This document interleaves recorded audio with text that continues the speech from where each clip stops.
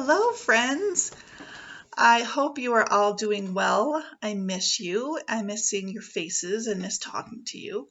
But I do like reading you guys stories. So today I'm going to read you a couple of stories. First, I'm going to read this one. This one is called Bunny Day, Telling Time from Breakfast to Bedtime by Rick Walton and Paige Miglio.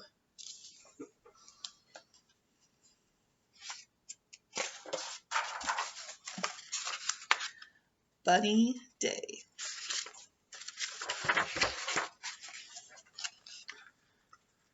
I really like the pictures in this book.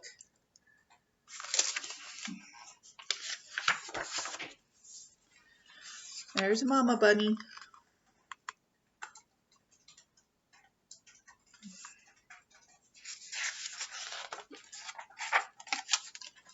Bunnies, it is getting late, Father Rabbit says at 8. Time for breakfast, bunnies dear. The sun is up and morning's here. So these bunnies get up at 8. What time do you get up?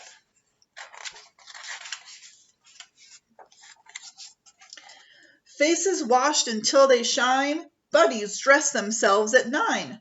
Brush their teeth and do their chores, making beds and sweeping floors.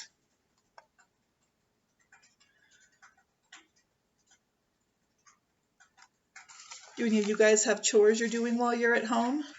Maybe you have to make your bed, clean your room, do stuff like that. How about your mom and dad?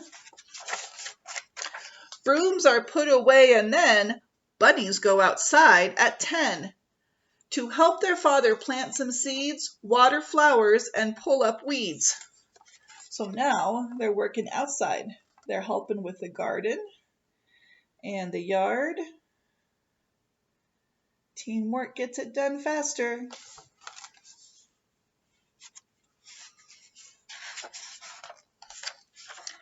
Bunnies bustle and thank heaven all is tidy by 11. Chores need doing every day, but now the bunnies get to play. You see what they're playing? Some are playing a game. Some are playing with trains.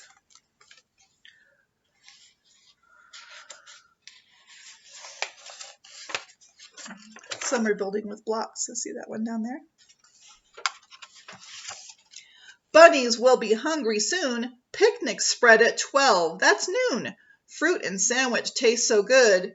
Who would like some more? I would. So they're eating their lunch outside as a picnic. That would be a great idea. You can eat your lunch as a picnic outside in your backyard. It's a really nice day. So that would be great. Ready, set, now bunnies run, Mother Rabbit says at 1. Race and chase and bounce a bit. That will keep my bunnies fit. So after they eat lunch, they play outside. They run around and they play games outside. A little rest is good for you. It's time for bunny naps at 2. All around the house we see bunnies resting peacefully. Even mom and dad bunny take a nap. Everybody takes a nap.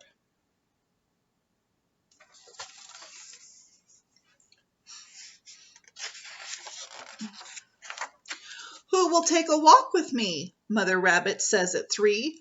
Lots of little bunny feet go out the door and down the street. Can you count how many bunnies are in this bunny family?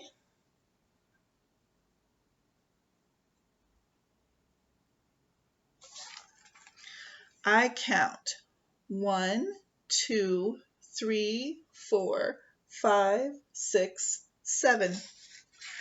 7 bunnies in the bunny family. How many people are in your family? Pull the paper from the drawer. Artists go to work at 4. Pens and crayons, scissors, tape. Bunny art is taking shape. So they even have art time, which is awesome. It's good to be creative each day. They're cutting, they're drawing, they're painting. Very cool. Hungry bunnies all arrive in the dining room at 5. Set the table, take a seat, put their napkins on, and eat. So they're eating dinner at 5.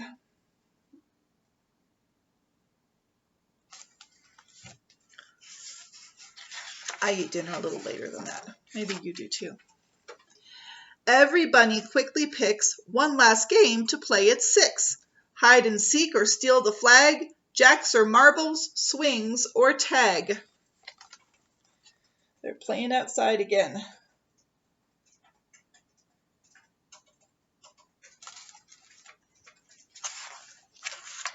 Bunnies think that books are heaven. Story time begins at 7. 1 book, 2 books, 3 books, 4. Please, please, Father, read some more. So they get story time before they go to bed. Hopefully you guys do too. Bunnies, it is getting late, Mother Rabbit says at 8. Into bed, turn off the light. Sleep well, bunnies dear. Good night. So the bunnies go to bed at 8. 8 o'clock. What time do you go to bed? Your bedtime might be around 8 o'clock too.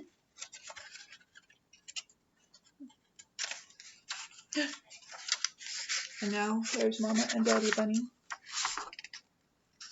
having some quiet time. Your Mama and Daddy might do that too after you go to bed. That is Bunny Day. So also this week, since Easter's coming up on Sunday, I'd like to read you an Easter story. Let's see. This one is called My First Story of Easter.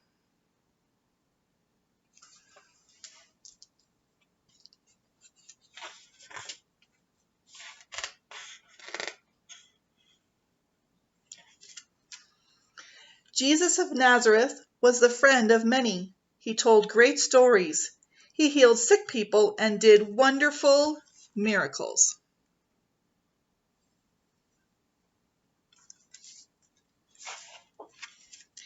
There was an important festival in Jerusalem. Jesus went with 12 special friends, his disciples. Jesus borrowed a donkey and rode into Jerusalem. The crowds became very excited. They shouted and waved palm tree branches.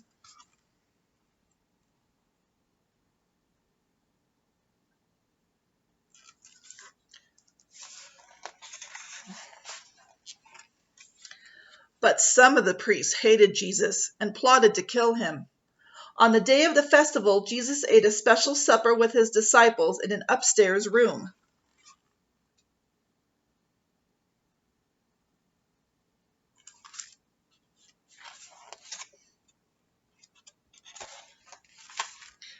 Jesus broke bread and gave it to his disciples, but one disciple, Judas, was plotting against him. He crept out. And after supper, Jesus took his disciples to a garden outside the city. Stay here and pray, he told them.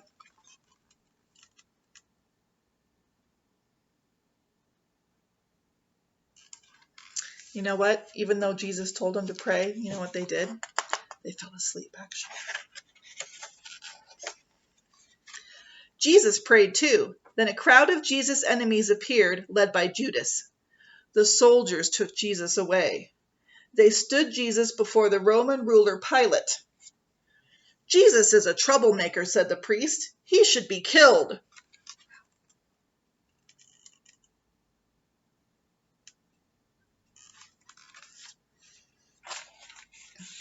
I can find nothing wrong with him, said Pilate. But the people shouted, Kill him! Kill him! So Pilate sent Jesus to die. Cruel men pushed a crown made of thorns on Jesus' head. Then they led him out of the city. So this is Jesus right here. He has a crown of thorns on his head, and he's carrying his cross.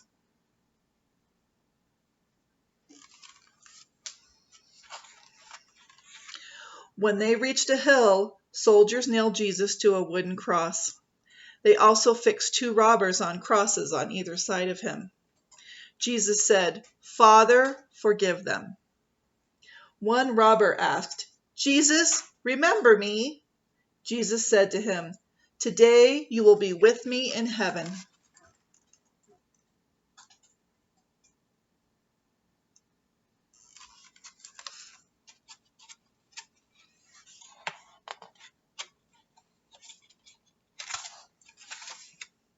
At midday the sky went dark. Jesus cried out and died. Jesus' family and friends watched sadly. A good man called Joseph took Jesus' body. He put it in a rock tomb and he rolled a huge stone across the door.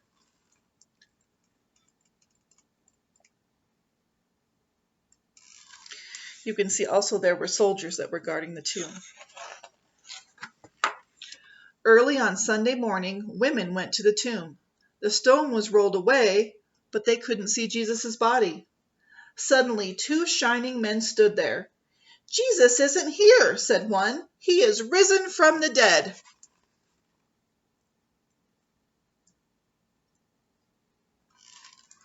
You know what these guys are? Angels.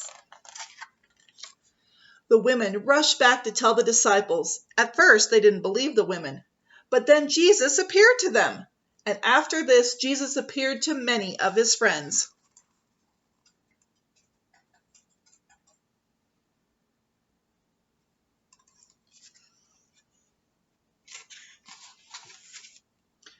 Once, Jesus cooked breakfast for his disciples beside a lake. They ate fish for breakfast. A few weeks later, Jesus was taken up into heaven again, and the disciples watched. So there's Jesus right there. He's going up to heaven.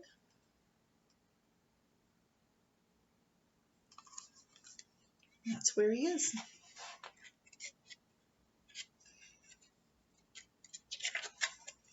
At Easter, we remember that Jesus died and that he is alive forever.